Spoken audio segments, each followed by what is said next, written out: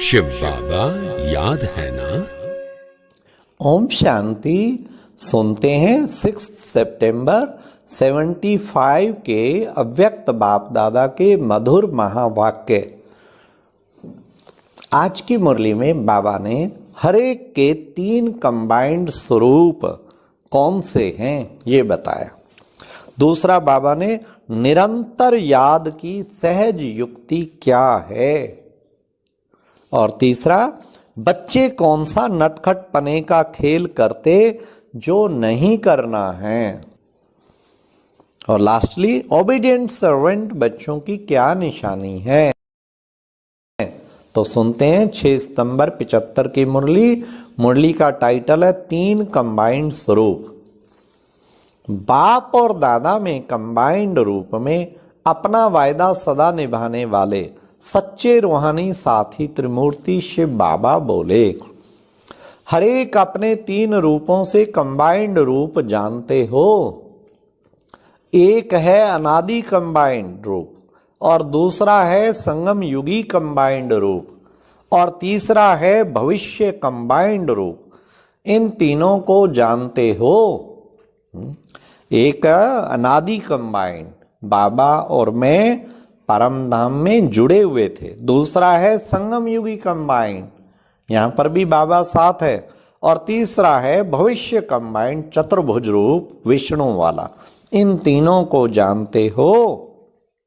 आप मनुष्य आत्माओं का अनादि कंबाइंड रूप कौन सा है। पुरुष और प्रकृति कहो, आत्मा और शरीर कहो। शुरू से लेके आत्मा और शरीर का निकट संबंध है।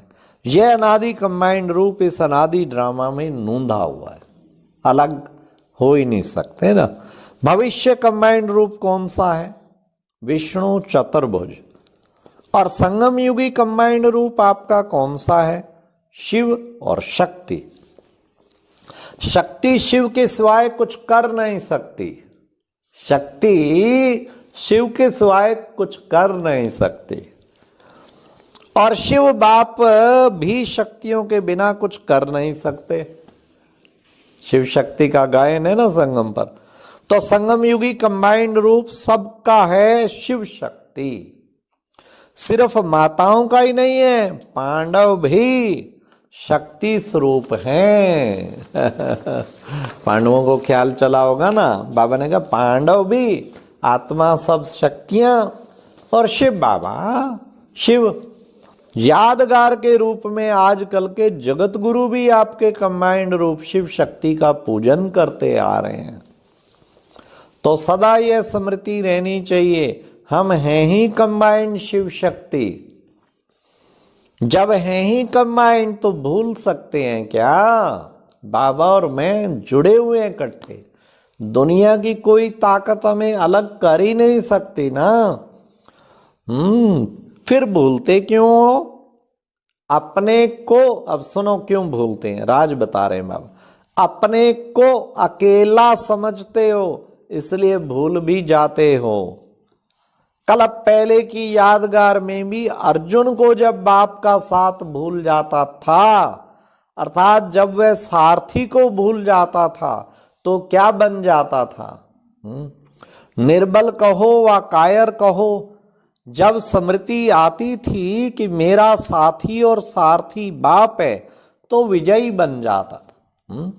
जब वो मायूस हो जाता, फिर उसे याद दिलाते भगवान, अर्जुन तेरा सारथी कौन। फिर उसे नशा चढ़ जाता। त्रिभुवन त्रिलोकी नाथ शंभु स्वयं भगवान, वो मेरा सारथी है। तो बाबा कहते वो कल्प पहले की तुम्हारी यादगार है, तुम भूल जाते थे, फिर दोबारा याद दिलाते, फिर नशा चढ़ जाता। हनुमान को भी भूल जाता था, फिर उसे जामवंत याद दिलाता था, ए हनुमान तुझे अपार शक्तियां मिली हुई हैं। फिर वो जय श्री राम करके एकदम उमंग उत्साह में खड़ा हो जाता था।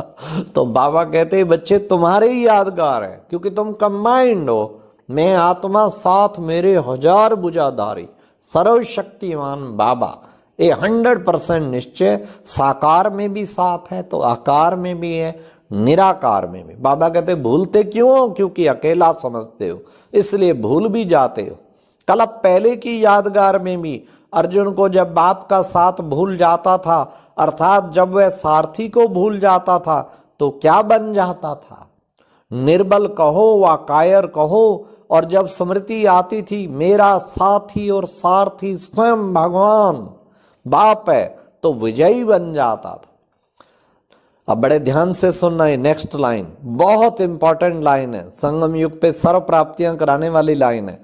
निरंतर सहज याद की सहज युक्ति एक ही है कि सदा अपने कंबाइंड रूप को सदा साथ रखो व स्मृति में रखो। ये है सबसे मेन इंपॉर्टेंट लाइन। कहते हैं ना योग नहीं लगता, योग नहीं लगता, सहज कैसे लगे, निरंतर कैसे लगे, आज बाबा ने बता दिया। बस ये कंबाइंड रूप को सदा ही स्मृति में रखो, कभी भूलो ही नहीं है ये कंबाइंड रूप।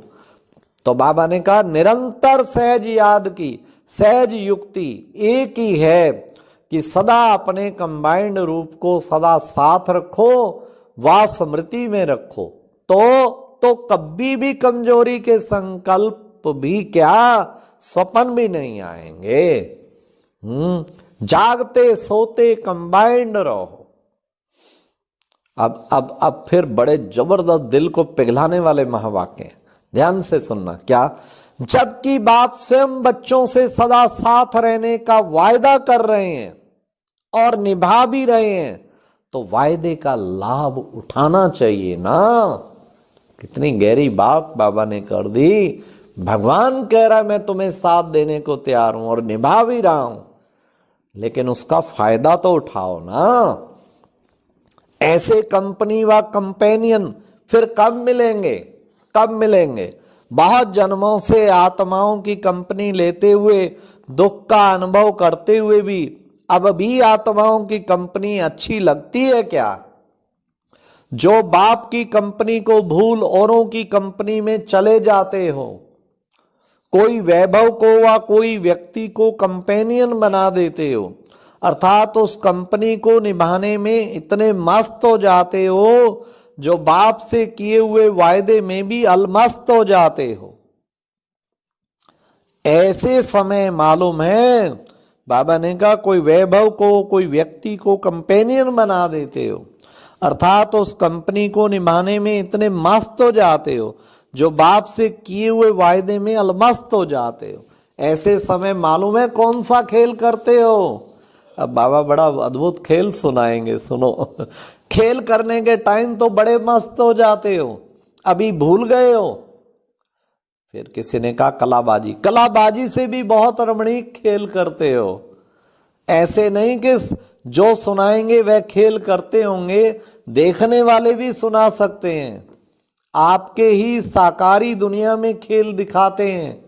अब सुनिए कौन सा खेल बचपन में देखा होगा, बंदर और बंदरी का। बंदरिया को बंदर से सगाई के लिए पकड़ कर ले जाते हैं और बंदरिया नटखट हो घूंघट निकाल किनारा कर लेती है, पीठ कर लेती है। वह आगे करता है, वह पीछे हटती है। तो जैसे वह रमणीक खेल मनोरंजन के लिए दिखाते हो ना, ऐसे ही बच्चे भी उस समय ऐसे नटखट होते हैं। बाप सन्मुख आते और बच्चे अलमस्त होने के कारण देखते हुए भी नहीं देखते। वंडरफुल बाबा, कमाल का उदाहरण दिया। सुनते हुए भी नहीं सुनते हैं। ऐसा खेल अभी नहीं करना। अपने तीनों कंबाइंड रूपों को स्मृति में रखो, तो सदा के लिए सदा के साथी से साथ निभा सकेंगे। अपने को अकेला समझने से चलते चलते जीवन में उदासी आ जाती है। पूरी जीवन में मेरे साथ कौन रहा है, हजार बुझादारी बाबा। तभी तो कोई भी परिस्थिति आई, कोई भी चीज बाबा उड़ाता गया। अतीन्द्रिय सुखमय जीवन, सर्व संबंधों से संपन्न जीवन और सर्व प्राप्तियों से संपन्न जीवन, उस समय नीरस व बिल्कुल असार अनुभव करते हो। कब? जब अकेला समझते हो, जब उदासी आती है तब। त्रिनेत्री होते हुए भी कोई राह नजर नहीं आती त्रिनेत्रियों को। क्या करूं, कहां जाऊं, कुछ समझ में नहीं आएगा। खुद जीवन मुक्ति के गेट्स खोलने वालों को कोई ठिकाना नजर नहीं आता। जब कंफ्यूज होते ना, मेरे को तो कुछ समझ नहीं आ रहा, मैं तो ठिकाना नहीं नजर आ रहा।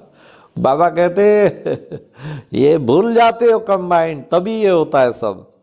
त्रिकालदर्शी होते हुए अपने वर्तमान को नहीं समझ सकते। सृष्टि के सर्व आत्माओं के भविष्य परिणाम को जानने वाले अपने उस समय के कर्म के परिणाम को जान नहीं सकते। यह कमाल करते हो ना, ऐसी कमाल रोज कोई ना कोई बच्चे दिखाते ही रहते हैं। और ऐसे समय पर बाप दादा क्या करते, अब सुनो, खेल चालू होता, बहुत मनाते हैं और रिझाते भी हैं, लेकिन फिर भी बच्चे नटखट करते हैं। और फिर जब वह समय बीत जाता है तब फिर बाप को रिझाते हैं। और बच्चे भी बड़े चतुर होते हैं, ज्ञान स्वरूप को याद दिलाते हैं।